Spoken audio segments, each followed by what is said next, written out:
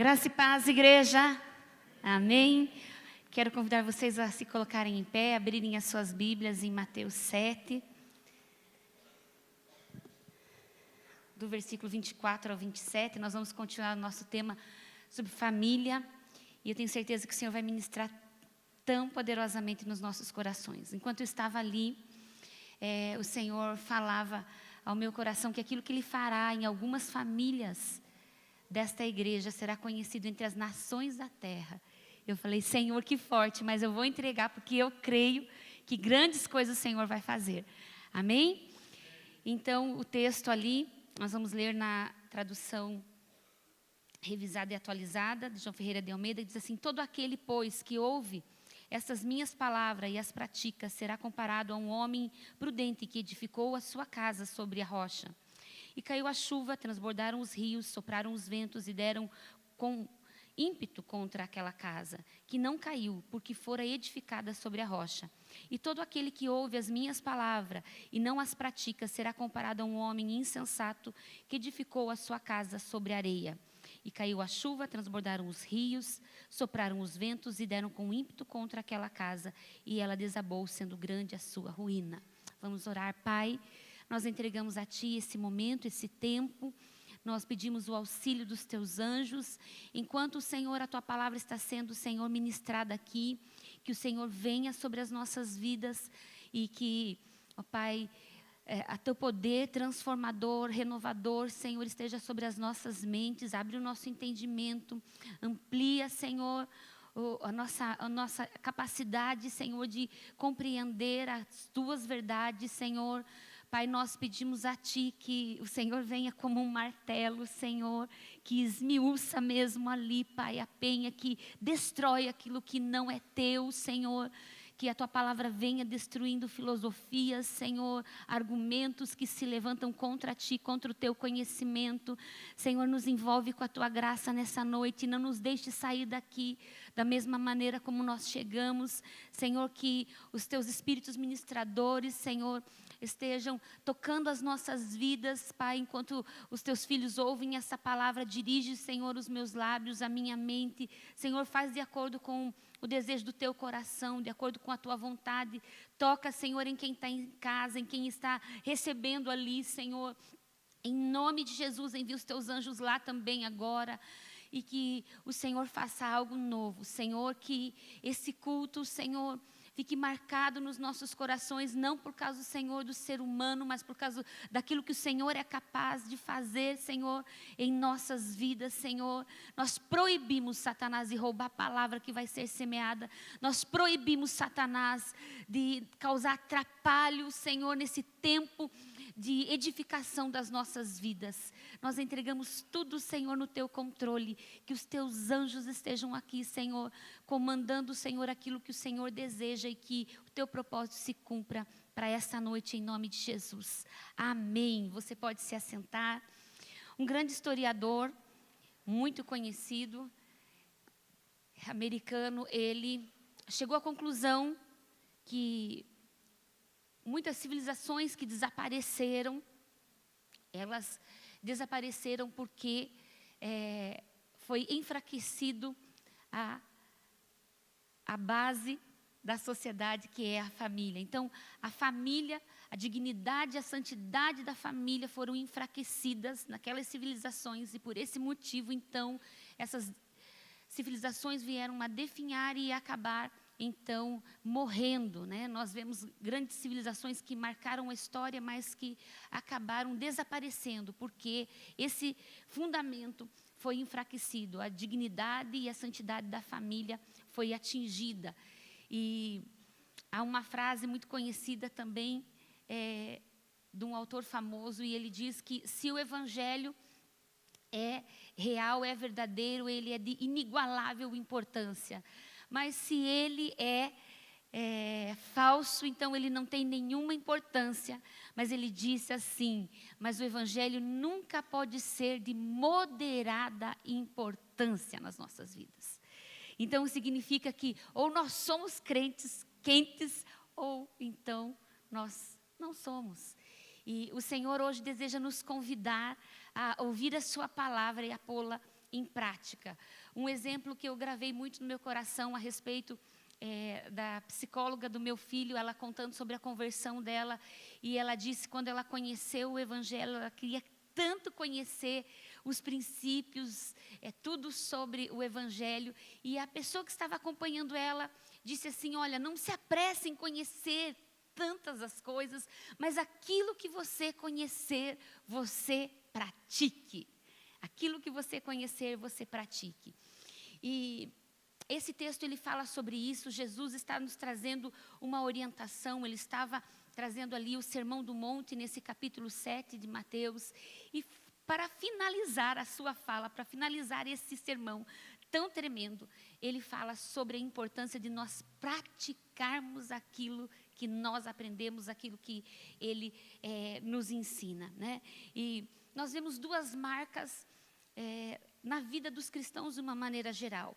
A primeira marca é daquele cristão que persevera. Você vê ali a perseverança, a persistência, a continuidade, e ele vai lutando, permanecendo nas verdades do Senhor. Então, ele vai encontrar essa estabilidade, esse crescimento. E nós vemos também aqueles que se achegam, conhecem a palavra de Deus, mas eles não perseveram em conhecer, nem em praticar, e nem estar na vontade de Deus, e acabam se desviando, acabam ficando pelo caminho. Que nós sejamos esses crentes que persistem, que perseveram, que crescem e que praticam as verdades do reino, daquele Deus ao qual nós entregamos um dia as nossas vidas, né? Então, esse é o motivo por que muitas pessoas fracassam na caminhada cristã, porque não perseveram. Porque o Senhor Jesus nos falou que nós enfrentaríamos resistência. Nós enfrentaríamos resistência. Nós enfrentaríamos dificuldades, nós teríamos problemas. Mas Ele prometeu que Ele estaria conosco. E Ele nos basta, né? A ajuda dEle para as nossas vidas nos basta. Eu quero ler ali em Mateus 3,3, eu vou pedir o auxílio da Mari e do Roger para colocar diversos textos que eu quero fundamentar, então, essa palavra. O tema da palavra dessa noite, nós vamos falar sobre reveja os seus fundamentos. Ou então, reveja os seus alicerces. O Senhor hoje está nos convidando a olhar os alicerces tanto pessoais, quanto nossos alicerces como família. Deseja curar as nossas famílias, deseja tocar nas nossas vidas. E esse texto ele diz, porque este é o referido por intermédio do profeta Isaías. Vós que clamam no deserto, preparai. Não é Mateus, é Gálatas 3:3. Estava vendo, estava diferente. Isso. Sois assim insensatos, que tende começado no Espírito, estejais agora, pois, aperfeiçoando na carne.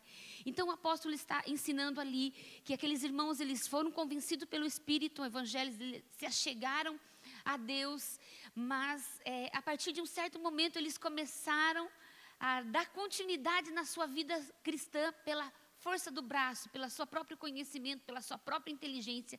E o apóstolo está chamando a atenção deles, está dizendo, vocês começaram pelo Espírito, vocês começaram na fé, vocês começaram convencidos pelos fundamentos da palavra, e agora vocês querem continuar pelo conhecimento humano, pelo próprio desejo do coração de vocês. E ele está chamando esses homens de insensatos. E muitas vezes isso acontece conosco, dentro da nossa caminhada cristã. A pessoa tem uma experiência de salvação, mas de repente ela já começa a se achar a rainha da cocada preta, o rei do cocada preta, e achando que sabe todas as coisas, que dar continuidade pelas suas próprias tradições, pela sua própria cultura. E o Senhor está nos chamando a atenção que nós temos que perseverar, permanecer pelo Espírito, pelos fundamentos da palavra, por aquilo que rege a nossa vida. E nós vemos nessa colocação um texto tão conhecido, e nós vemos coisas semelhantes entre esses dois construtores. Nós vemos aqui o prudente que planejou e agiu de acordo com aquilo que era necessário para que ele edificasse uma casa que não viesse à ruína, e um segundo, que a Bíblia chama então do imprudente ou insensato. O que eles chamam, o que nós vemos aqui de semelhante é que os dois tinham uma mesma missão: construir uma casa, edificar uma casa. Outra coisa que também é semelhante nesses dois aqui é que eles sofreram as mesmas circunstâncias adversas.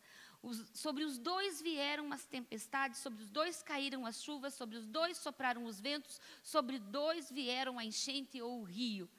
E o que diferencia é a forma como eles responderam, a forma como eles agiram na continuidade daquela obra que eles tinham que edificar. Vamos ler ali em 1 Coríntios 3, 10 e 11.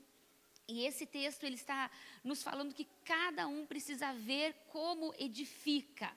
Tá? E que não há nenhum outro fundamento a não ser Jesus.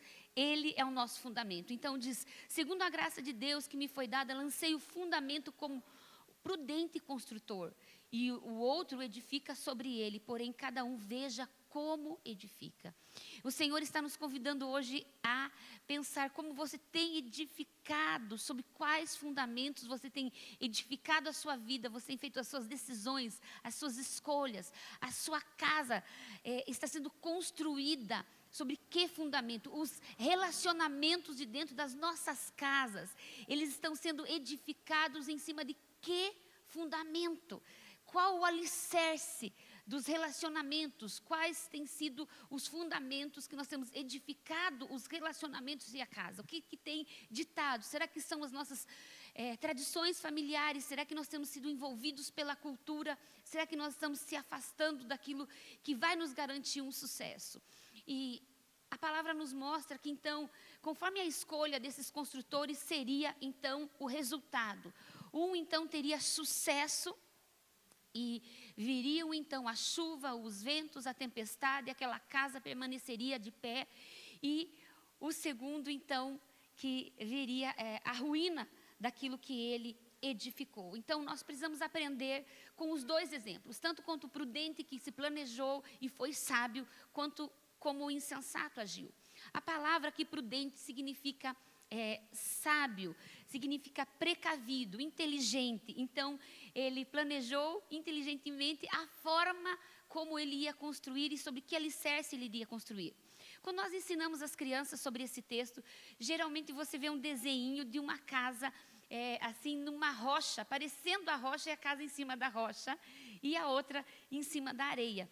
Mas não é bem o que o texto diz. O texto fala sobre cavar fundamentos. Então, esse homem sábio e prudente, ele procurou um solo onde ele pudesse ter um fundamento sólido para edificar a sua casa. E eu quero ler com vocês ali em Lucas 6:48, que é o texto que fala sobre isso. Lucas 6:48, fala que ele cavou profunda vala, né? Ele não pegou uma rocha aparente, mas fala de algo que estava escondido, né? Que nós não vemos, que ninguém vê.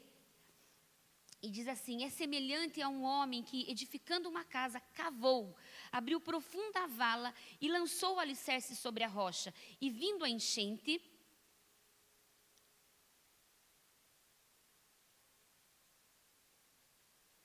arrojou-se o rio contra aquela casa e não a pôde, vamos ler juntos? Abalar. E não a pôde abalar por ter sido bem construída. O Senhor, Ele sabe que a família é a base da sociedade. Ele mesmo criou a família dessa maneira. Esse é o desejo, não é a igreja, nós amamos a igreja, mas a igreja não é a base de uma sociedade sadia. Não é a economia, não é a educação. Não adianta nós ganharmos o mundo e nós perdermos a nossa casa, a nossa família. O Senhor nos chama a entender a lei da primeira menção. A lei da primeira menção lá no jardim, quando então o Senhor convida Adão a cultivar o jardim, vem da palavra culto. Então quer dizer, quando nós cuidamos da nossa casa, quando nós estamos edificando a nossa casa, nós estamos também cultuando a Deus. Quando nós cuidamos da nossa casa, nós estamos cultuando a Deus. Quando nós cuidamos dos nossos familiares, né? Porque nós entendemos que as finanças não vão ser a base nunca para uma família. Quantas famílias, muitas vezes, têm os recursos, mas estão ruídas. E eu ouvi o testemunho de um pastor num aconselhamento, e ele tentou intervir, mas não foi possível na separação de um casal. E eles se casaram já com um acordo de que eles iriam trabalhar durante 15 anos a fio, muito. Então, para eles terem, né, uma herança, para eles terem uma estabilidade, e depois, então, eles iriam viver assim de uma maneira mais voltada para a família. Então, aquela mulher, ela trabalhava das 6 da manhã às 3 da tarde, aquele homem trabalhava das 11 da manhã às 10 da noite. E depois de 15 anos, eles tinham construído, sim, as suas finanças, mas o casamento tinha sido destruído e já não foi possível a reconstrução, porque eram dois estranhos dentro da mesma casa. O Senhor, Ele formou o homem do pó da terra. Isso não faz parte da minha ministração, mas eu quero compartilhar com vocês. O Senhor trouxe à minha mente agora. Ele formou o homem do pó da terra. E o pó da terra, a terra, ela tem todos os nutrientes suficientes para desenvolver uma semente, uma planta, não é verdade? E tudo aquilo que nós somos nutridos aí na alimentação, ela vem da terra. Tanto é que nós vemos aí um dos negócios que mais estão crescendo é o agronegócio, porque se não tiver o agronegócio, o mundo não subsiste sem comida, não é verdade? Então o Senhor chamou os homens, né, para trazerem essa nutrição, porque nós ouvimos muito falar que a mulher, ela traz a nutrição, né, através ali do amamentando os filhos, mas o homem, ele tem essa capacidade de trazer essa estabilidade sobre a casa. A presença de um homem é tão importante na vida dos filhos, né? E o Senhor chamou o homem para amar a esposa como Ele ama a igreja, chamou as mulheres para se submeterem aos seus maridos, né? Auxiliando-os nessa missão. E tudo aquilo que nós, mulheres, fortalecemos os nossos maridos, eles se sentirão capazes de realizar. Com certeza, atrás, né, sempre nós vemos que quando há um homem seguro, um homem avançando, é porque tem uma mulher sábia ali abençoando a vida do seu esposo. Dando continuidade aqui nesse texto, nessa boa construção, nós precisamos então construir a nossa casa baseado então em que fundamentos? Eu trabalhei aqui com as mulheres 2 fundamentos importantíssimos para que elas guardassem na sexta-feira que nós tivemos o nosso culto. Então falei sobre o amor e falei sobre a paz. Nenhuma casa é edificada ou bem fundamentada sem o amor. Deus é amor e Jesus é o príncipe da paz. Nenhum coração humano consegue crescer de uma maneira, se desenvolver de uma maneira saudável sem a paz em um lar. Enquanto eu estava ali, o Senhor me lembrou de orações que eu fiz quando eu era muito pequena ainda. Eu tinha em torno de 10 anos de idade. Eu morava aqui na Rua Quaresmeira, na Santa Paula. E os meus pais brigavam muito. Apesar dos meus pais conhecerem a palavra, minha mãe continua firme, meu pai estava desviado. Eles tinham muitas brigas. E aquilo invadia o meu coração de tanta tristeza, né?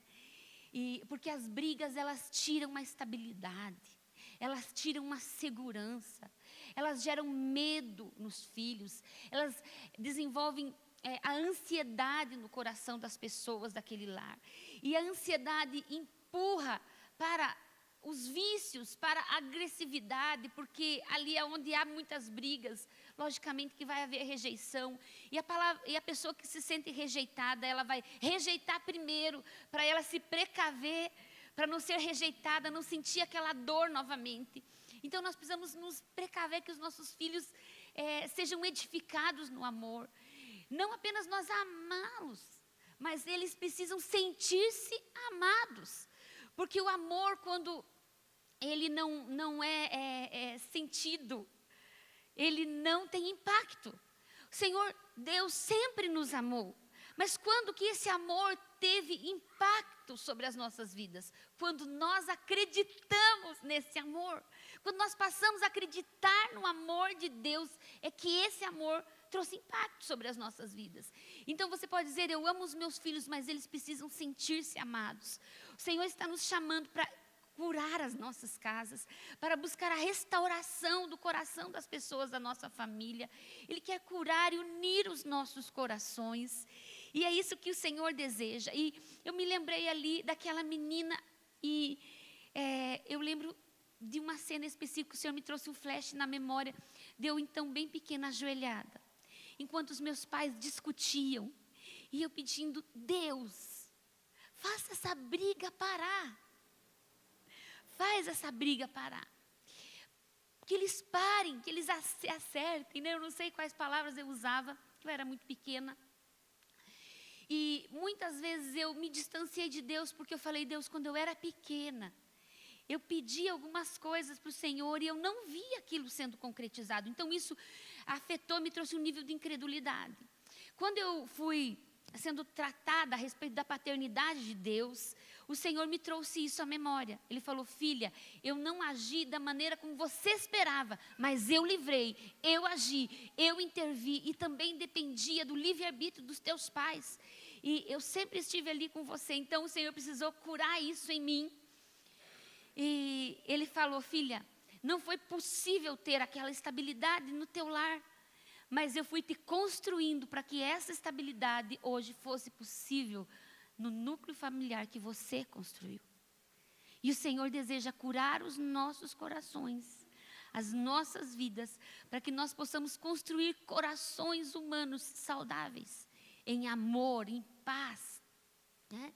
E isso também eu conversei ali com as mulheres sobre o poder também da honra, do respeito, porque se então a paz e o amor são a base, o fundamento de um lar saudável, o respeito é base de um coração humano, né?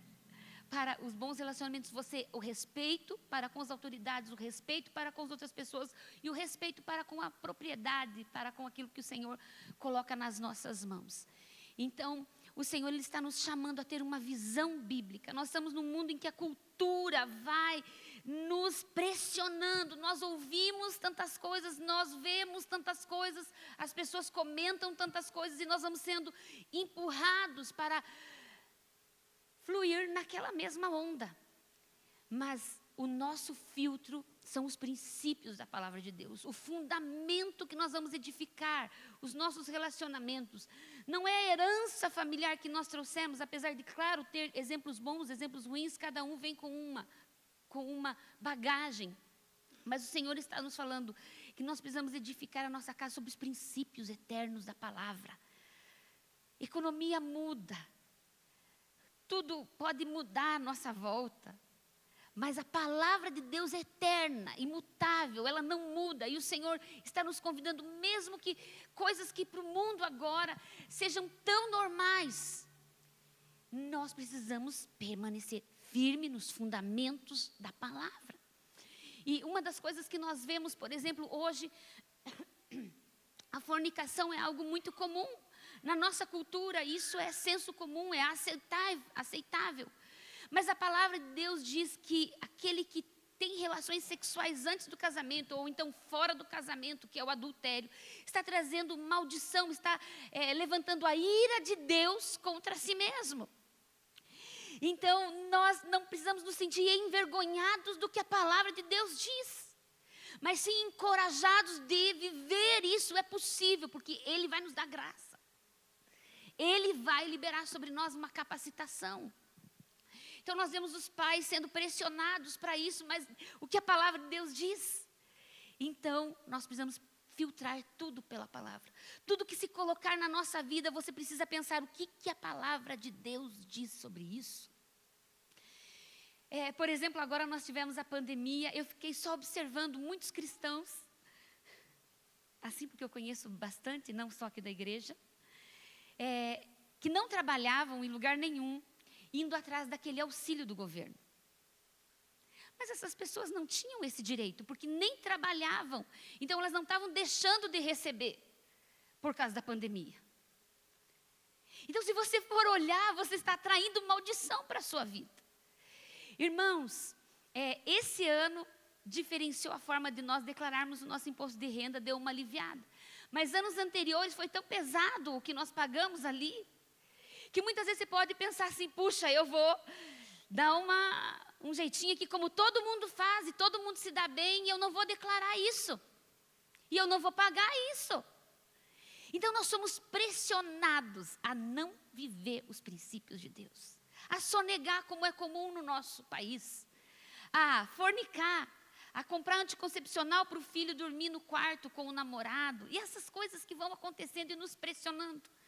Mas nós precisamos levantar com firmeza, com integridade, com fibra e dizer, Deus, eu não posso obrigar os meus filhos, por exemplo, são maiores de idade, mas eu não concordo. E nós só podemos chamar os nossos filhos e dizer, olha, você não tem o meu aval para essa prática. Se o teu filho for fazer alguma coisa errada na vida financeira, econômica, você deixa claro, olha, você não tem o meu aval. A palavra de Deus diz isso, e a Bíblia fala que nós vamos inculcando esses valores no coração dos nossos filhos. Porque a maior herança não é a herança material, mas é o legado, os valores que nós deixamos no coração dos nossos filhos. E isso é o mais importante que nós vamos deixar para eles. O legado dos valores eternos do reino. E é assim que o Senhor deseja edificar as famílias. Você pode dizer, olha, eu não sabia. Mas por isso que nós precisamos persistir em conhecer a palavra de Deus. Porque nós erramos por não conhecermos. Então, o que passou, passou. O que importa é nós darmos, a partir de agora, passos em direção a essa fundamentação. Eu estava conversando com o Léo, que eu vi, ele está fazendo, engenharia civil. E como eu ia falar de fundamentos, eu comecei a ver a imagem de algumas fundamentações. Eu pedi para a Mari, quero que ela passe ali com o Roger algumas imagens.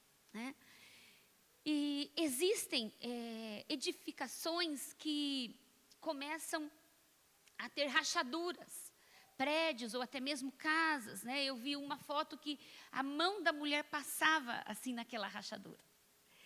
Mas a boa notícia é que tem como salvar, tem como fazer algo.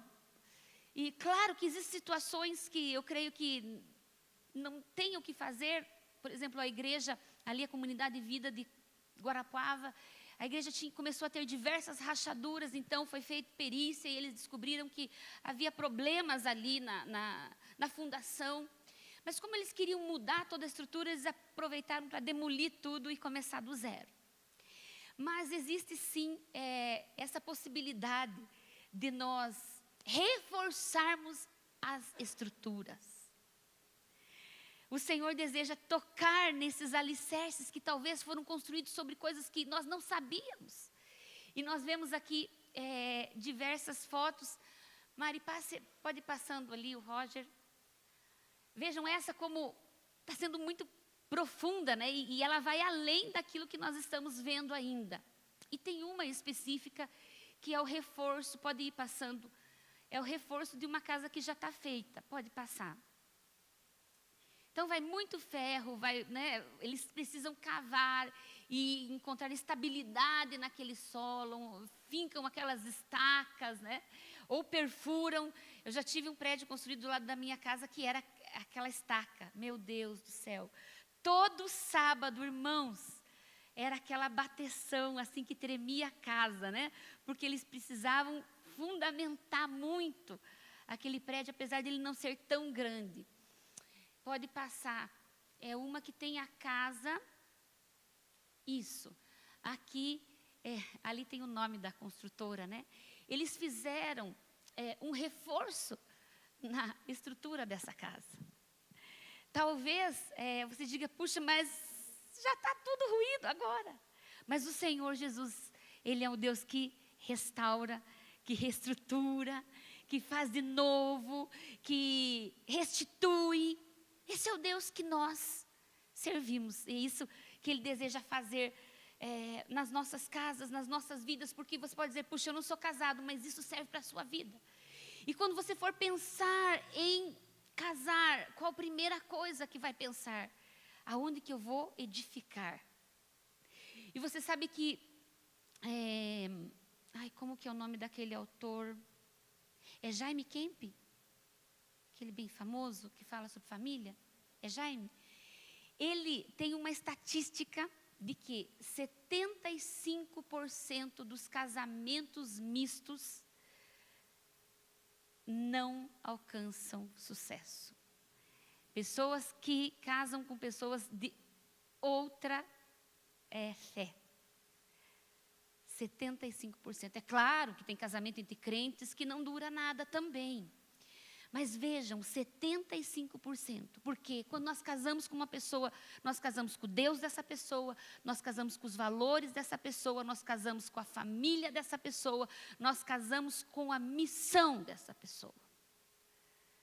Então, como que nós vamos edificar uma casa sobre fundamentos diferentes? Né? Isso precisa ser um temor no nosso coração. Eu queria ali que colocasse 2 Pedro 1, do 10 ao 11. E esse texto ele fala que ninguém constrói casa firme sem dedicação e diligência. Então, aqui, duas coisas que o sábio fez. Ele edificou com dedicação e diligência.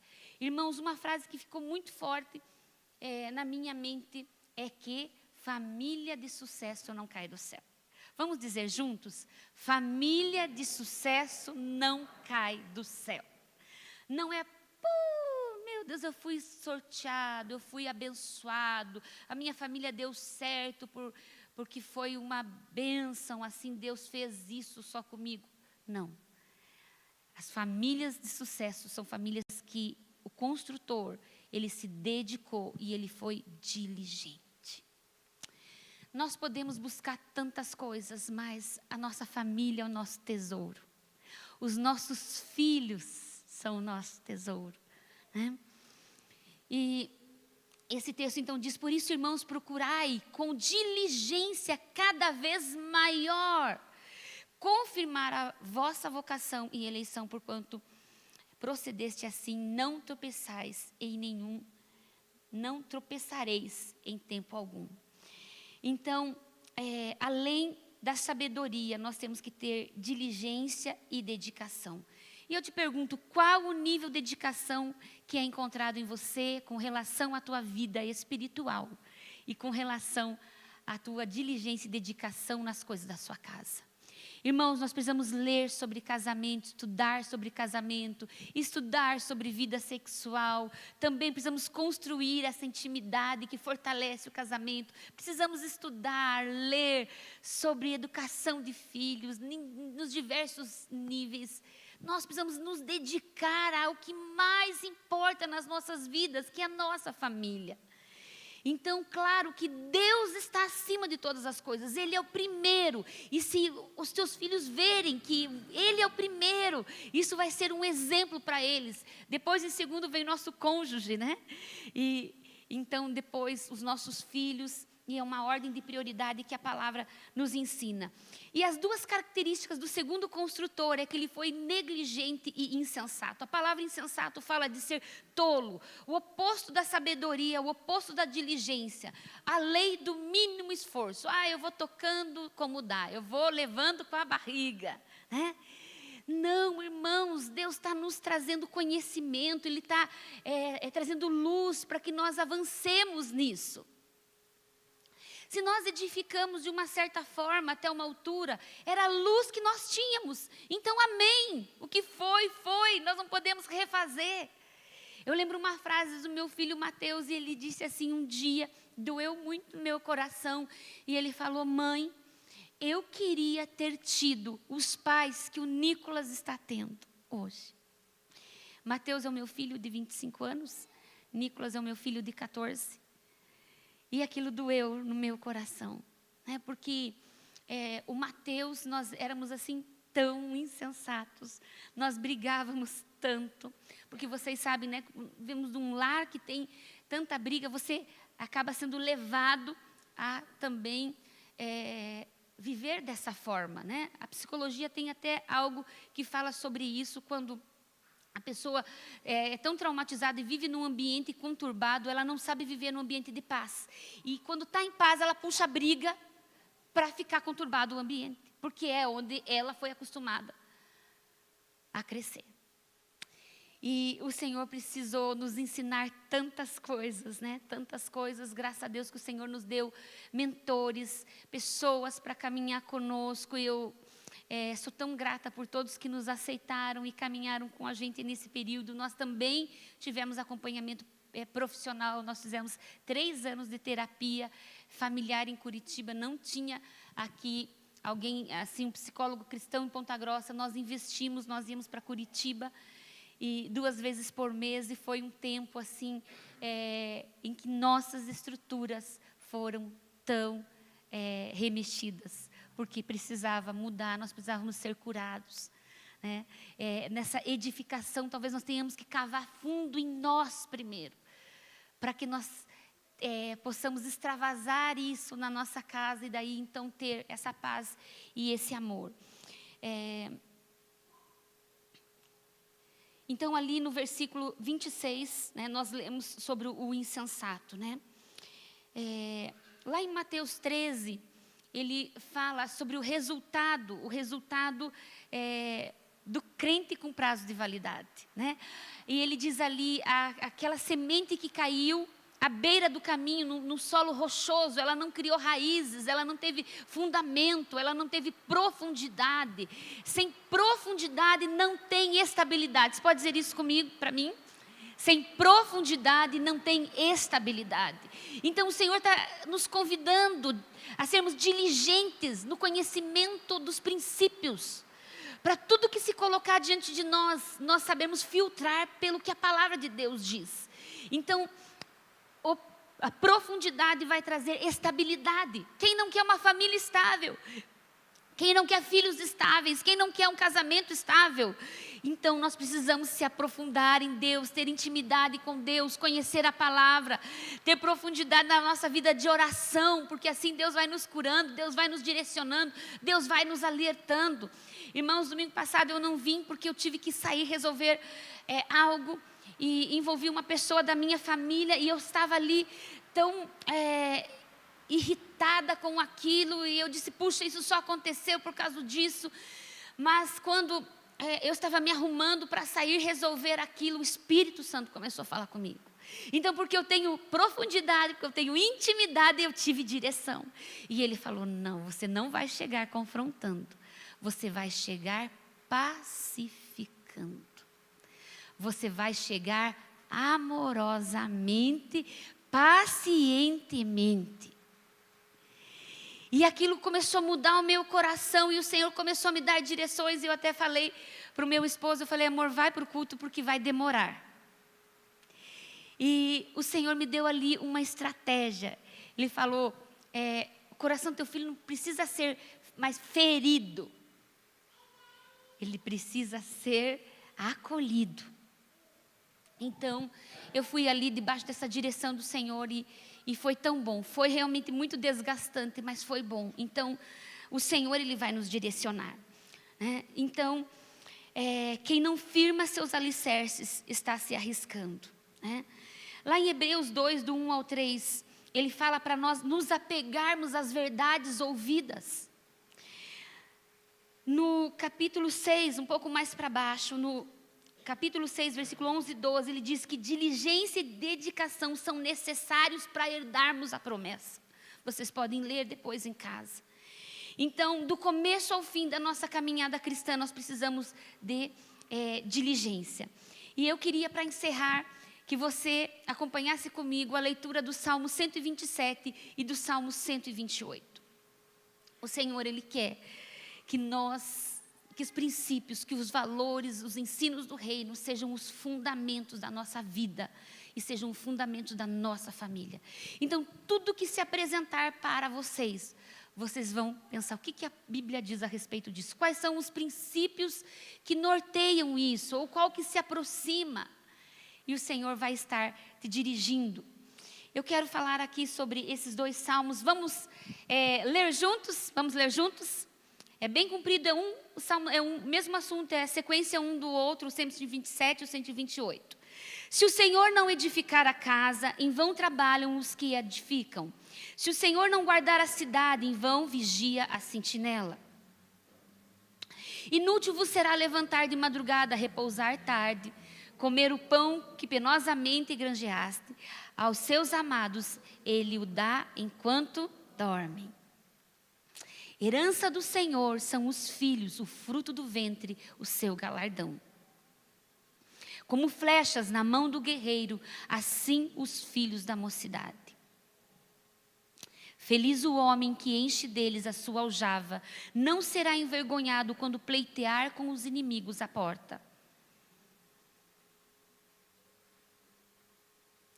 Bem-aventurado aquele que teme ao Senhor e anda nos seus caminhos. Do trabalho das suas mãos comerás, feliz serás e tudo te irá bem. Tua esposa no interior da tua casa será como a videira frutífera, teus filhos como rebentos da oliveira à roda da tua mesa. Eis como será abençoado o homem que teme ao Senhor. O Senhor te abençoe desde Sião, para que vejas a prosperidade de Jerusalém durante os dias de tua vida. Vejam os filhos de seus filhos, paz. Amém. Que textos maravilhosos. E eu quero falar aqui que esses textos eles falam sobre 4 fases na vida de uma família. Primeira, o início ali, o casamento, né? Então, a primeira coisa que os jovens vão ver antes de edificar é que eles não vão construir uma casa, mas vão edificar um lar, né?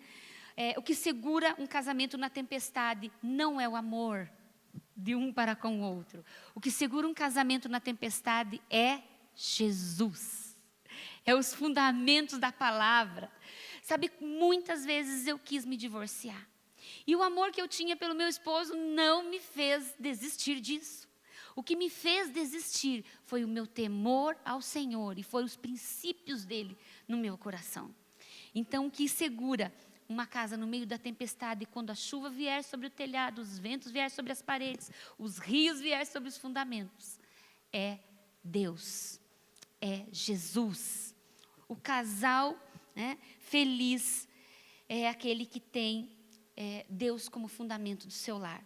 A segunda fase que nós vemos aqui nesse salmo, né, ali no versículo 2, é que nós precisamos valorizar o ser mais do que ter. Que ele fala ali sobre isso, né? Quem vão, então, levantar muito cedo, se não tiver a bênção do Senhor. Então, nós precisamos entender que precisamos trabalhar duro, precisamos construir nossa vida, mas desde que isso não negligencie as nossas casas. A terceira coisa que nós vemos aqui a terceira fase ali, que é abordada no versículo 3 ao 5, que os filhos são herança do Senhor. A herança não é um mérito, ela é entregue a nós, né? Ela é um presente de Deus para nós. E a Bíblia está dizendo ali que, então, é uma recompensa, o fruto do ventre, vosso galardão. Nossos filhos são o nosso maior tesouro, né? E ele diz ali, então, que eles são flechas na mão do homem guerreiro. Então, agora nós deixamos de entender ali a fundamentação como um construtor, e aqui o Senhor está nos falando como guerreiros. E ele diz ali que feliz é o homem que enche deles a sua aljava. E tem 3 coisas fundamentais a respeito da flecha, do significado da flecha. Primeiro, todo guerreiro precisa carregar as suas flechas. Então, existe um preço. Existe um peso, existe algo que nós precisamos, então nós não podemos terceirizar o cuidado dos nossos filhos. Não é a igreja, não é a escola, não é os pais. Nós precisamos carregar isso, nós precisamos sentir esse peso é nosso. Então vamos abraçá-lo, vamos nos preparar para carregar eles bem, vamos preparar para fazer isso com sucesso. Então a primeira coisa, todo guerreiro carrega as suas flechas nas costas, né? Nós carregamos os filhos, as mulheres carregam no ventre, depois nós carregamos no colo, depois nós carregamos, né, no coração e na mente para o resto das nossas vidas. Não é verdade? mesmo depois de casados.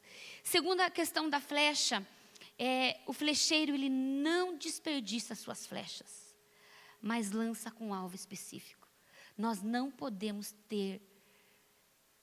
nos dar o luxo de desperdiçar uma flecha, de errar na construção do coração de um filho, de negligenciar a construção, a educação de um filho, dele não se sentir amado, dele não ser lançado, porque o flecheiro, eles eram esses guerreiros, peritos nisso, e muitas vezes eles lançavam a flecha até com fogo, e eles tinham todos um alvo específico. Nenhum flecheiro vai à guerra e fica lançando flechas ao léu. Todos têm um destino. Qual o destino que você quer lançar a tua flecha? Antes de você almejar esse sonho, esse destino, você precisa se preparar para acertar o alvo, para construir bem esse filho, o coração desse filho.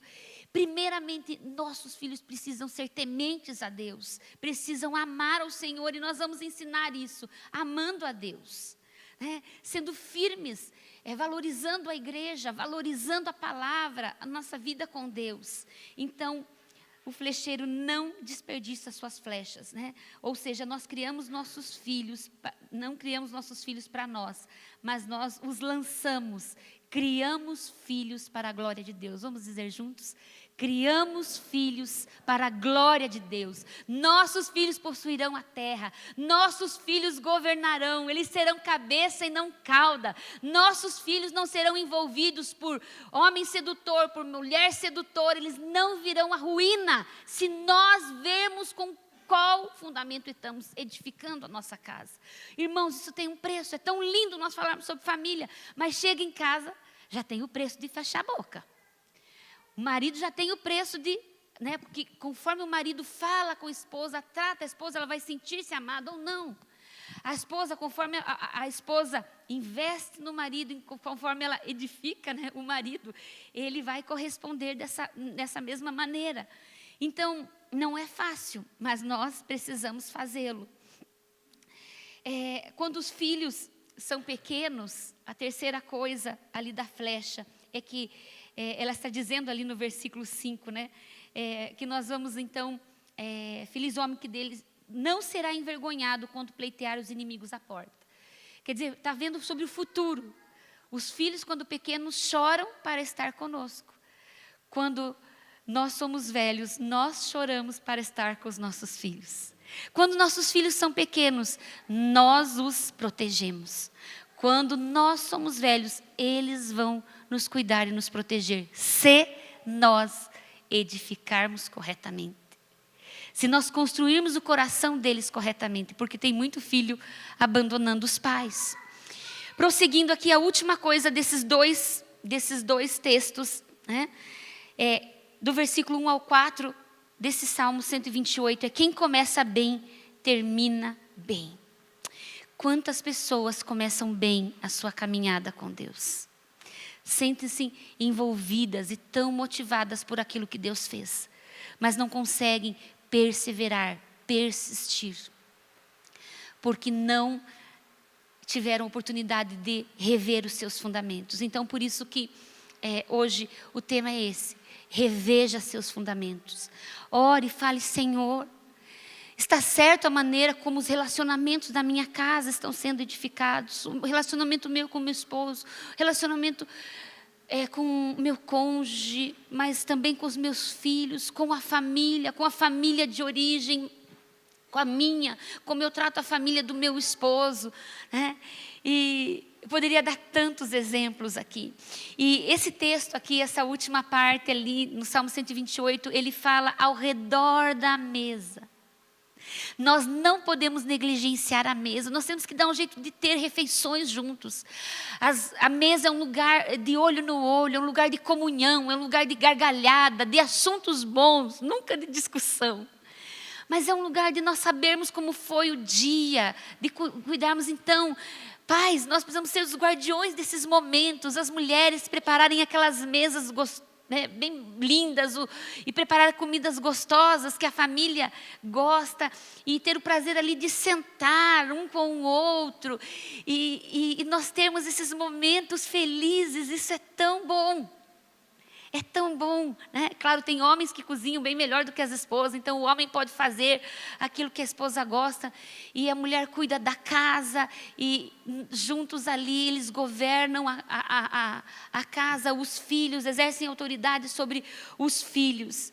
Então queria te convidar a ficar em pé nesse momento, porque nós precisamos entrar em oração juntos, nós precisamos clamar a Deus pelas nossas famílias.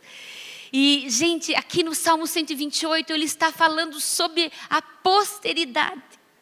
Que lindo é nós vermos a nossa posteridade. Ele está falando os filhos dos teus filhos. Ele está falando dos teus netos.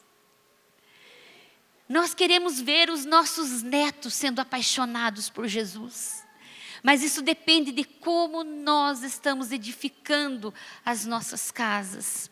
A esposa sábia edifica a casa, mas o esposo edifica a esposa antes, para que ela possa edificar a casa. Então nós precisamos investir na nossa família, nós precisamos fazer cursos, nós precisamos investir no nosso interior, precisamos comprar livros, né? Eu até indiquei um livro que foi muito bom para nós, porque nós dois temos temperamentos fortes, né? Então, como que pode duas personalidades fortes construir uma família bem-sucedida? Então, eu indico esse livro, que é o livro da Dave Titus, Ele Diz, Ela Diz. Como duas personalidades fortes podem alcançar sucesso na edificação de um lar, né? Mas boa parte, uma pesquisa diz que boa parte dos homens não tem esse temperamento de líder, né? Uma pequena parte, essa pesquisa fala que apenas 3% dos homens têm esse temperamento de liderança e tal. Mas é possível sim nós caminharmos juntos sem a mulher negligenciar a sua parte, o marido sendo então o cabeça da esposa, porque é isso que a Bíblia diz. Nós todos somos sacerdotes, nossos filhos são sacerdotes diante do Senhor. Então não é só o marido que é responsável pela vida espiritual, pela edificação espiritual da casa. E a Bíblia também diz, muitas vezes nós parafraseamos esse versículo, nós dizemos que o marido é o cabeça da casa. Mas não é isso que a palavra de Deus diz. O marido é o cabeça da esposa. E os dois têm essa autoridade para governar a casa. Mas isso é um assunto para um estudo mais aprofundado. E nós temos mais um mês para falar sobre família. E nós vamos aprofundando isso. Tanto para os solteiros vai ser valioso, como para os casados. E eu não sei como estão os fundamentos da tua casa. Porque por quais abalos ela já passou. Mas eu quero pedir aos pais que olhem para o coração dos seus filhos. Que amem e curem o coração dos seus filhos. Se você perdeu o coração do seu filho, comece um trabalho para resgatar. Teve um momento das nossas vidas em que estavam acontecendo algumas coisas com o nosso filho mais velho. E nós sendo acompanhados ali pelos nossos pastores, e eles disseram, olha, se isso for agravando, o melhor é vocês se afastarem do ministério, porque liderança é pelo exemplo. E vocês vão se afastar para vocês dedicar-se à família de vocês. E eu lembro que nós ouvimos aquilo, mas Senhor, graças a Deus, teve misericórdia de nós. E a situação não se agravou. E começou a ser tocada pela mão de Deus e começou a melhorar. Mas foi um trabalho muito penoso para nós resgatar o coração do nosso filho mais velho. E hoje é tão bom sentir o amor, a liberdade, né? Eu fico tão emocionada quando eu olho para o coração dos meus filhos. Os meus filhos amam ao Senhor. E é tão bom quando eu olho para a minha casa, eu digo: Senhor, se o Senhor fez na nossa casa, o Senhor faz em qualquer casa. Se o Senhor me reconstruiu, o Senhor pode reconstruir qualquer pessoa. Talvez a gente olhe e sinta-se sem esperança. Talvez existam poucas coisas para fazer, mas então parta para cima disso. Não importa se existem necessidade de milagre, né? Mas que o nosso lar seja um pedacinho do céu. Que nós possamos gerar os nossos filhos e o nosso lar, o nosso casamento com os nossos joelhos no chão. Verificar como está a nossa comunhão com o nosso cônjuge, né? Como está a comunhão íntima do casal. Como está a educação dos filhos, né? O meu esposo ali, ele falou: Ju, temos que ir para Curitiba, temos um treinamento lá. E aí a pastora Didi, ela falou assim: então vou arrumar uma hospedagem para vocês. E eu falei: não, deixe que nós vamos ficar num hotel, porque a gente quase não tem ficado junto. E nós precisamos estar atentos a tudo isso. Ter tempo como casal, né? Às vezes eu brinco com o Mário, falei: quando que você vai me levar para jantar? Né? E ele fala: eu prefiro eu ir almoçar. Falei: temos que chegar num bom senso. E quando que nós vamos ter esse tempo com os nossos filhos? Ontem ainda eu levantei ali cedo, agilizei tudo aquilo que era preciso, fui fazer aquilo que era necessário, né? Sem carro, voltei correndo de carona para casa. E eu falei: vamos largar tudo aí e vamos sair, né? Os dois mais novos, vamos sair, nós três.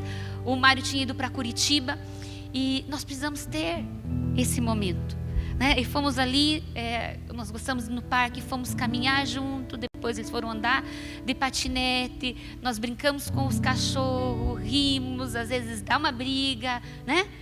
E se acerta, e é tão bom, né? O Mateus depois foi buscar a gente, e daí já chegou brigando, depois já chegamos em casa rindo, e é muito bom estarmos em família. Vamos investir nas nossas famílias, vamos clamar pelas nossas famílias, amém? Eu queria que o pastor conduzisse esse tempo de clamor, mas eu quero dar oportunidade para cada um individualmente apresentar a sua geração diante do Senhor. Talvez a sua futura família, talvez a sua família precise de um milagre, talvez precise acertar algumas coisas. Eu não sei, mas eu queria que você intercedesse tanto pela tua família. Se você é solteiro, interceda pela tua família de origem, interceda pela família que você vai gerar, né? Nós costumamos fazer isso. Esses dias ainda, quando eles estavam dormindo ali, os dois mais novos, porque o Mateus fecha o quarto, né?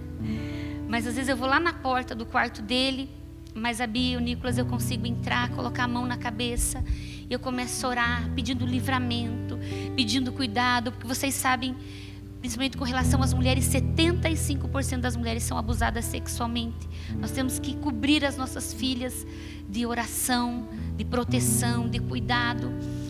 E ponho as mãos ali e falo: Senhor, prepara esse marido. Senhor, prepara essa esposa. Senhor, me dá mais uma filha, né? Me dá mais um filho, me dá mais 2 filhas. Dirige essa escolha. E nós temos tantos desafios como família. Então eu queria, se você estiver com sua família, com a sua esposa, desse a tua mão para ela, ou então abraçasse seus filhos, e que você começasse a orar. Antes de nós levantarmos um clamor, o pastor vai orar. E por último, eu quero que nós levantemos uma guerra contra as ações do diabo, contra o espírito de manipulação, de divórcio, de intriga, de briga, de violência. Sabe, ali quando não há paz, nós empurramos nossos filhos para a ansiedade. Da ansiedade eles vão buscar nos vícios o alívio. Se nós permitirmos a rejeição, eles vão se levantar com agressividade. Então nós precisamos da graça do Senhor. Quantas vezes eu falei: Deus, eu não sei como edificar essa casa. É pesado demais essa tarefa, Senhor. Por que o Senhor não deu para os homens essa parte, né? Mas o Senhor tem capacitação para nós. Hoje, talvez através do teu clamor, o Senhor pode mudar a história futura das gerações da tua linhagem. Para aqueles que não têm cônjuge, para aqueles que são solteiros, você pode contribuir na edificação de outras famílias. Você pode ser um amparo para muitas famílias, uma palavra de conselho. Vamos adorar o Senhor enquanto vocês oram aí. Se vocês quiserem se ajoelhar, se vocês quiserem vir para frente, tenham liberdade, tenham essa liberdade. Depois nós vamos levantar esse clamor direcionado pelo Espírito. E por último, nós vamos juntos exercer a autoridade contra os poderes das trevas que querem atingir e destruir nossas famílias. Nós não vamos ser negligentes. Nós vamos nos levantar. Nós vamos enfrentar toda a resistência, todo gigante que se opor contra nós, todo desrespeito, toda desonra, toda falta de afeto. Sabe, nós precisamos sermos carinhosos uns para com os outros. Nossa casa tem que ter afeto, tem que ter toque, tem que ter palavras de afirmação. Eu indico aquele livro 7 Necessidades Básicas da Criança. Nós temos aqui na igreja, que fala que a criança precisa do amor, a criança precisa de palavras de afirmação, a criança precisa de Deus. Eu não lembro agora, de segurança, que é essa estabilidade da paz, e que nós possamos aprender e crescer juntos. Amado Pai, eu quero diante do Senhor clamar, querido, para que a Tua presença manifesta o Teu poder restaurador dos corações que foram feridos, dos corações que se deixaram se enganar, ser seduzidos pelas decepções, pelas frustrações, os corações que foram contaminados por um sistema que está no mundo de pecado, de engano, porque foi o Senhor que instituiu a família. E eu peço a Ti que esses corações sejam cheios da Tua verdade, verdade esta que irá libertá-los do sistema deste mundo, do padrão deste mundo, do engano que está neste mundo, e que eles sejam sarados para sarar também os seus cônjuges, os seus filhos, a sua descendência, para que eles, Senhor, sejam instrumento do Senhor para curar as suas famílias. Cura-os, querido. Cura-os, querido.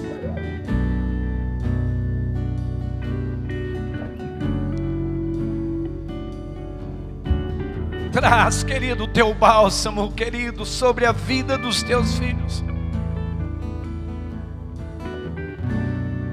E que toda condenação, que toda culpa seja expulsa em nome do Senhor Jesus. Que todo o sistema de crenças, segundo os padrões deste mundo, seja revertido pela palavra revelada. Assim como diz a Tua palavra, que o coração do pai volta a seu filho, o coração do filho volta ao seu pai. Para que haja saúde, para que haja cura sobre a terra. Em nome de Jesus. Nós declaramos que a Tua unção está sobre este lugar.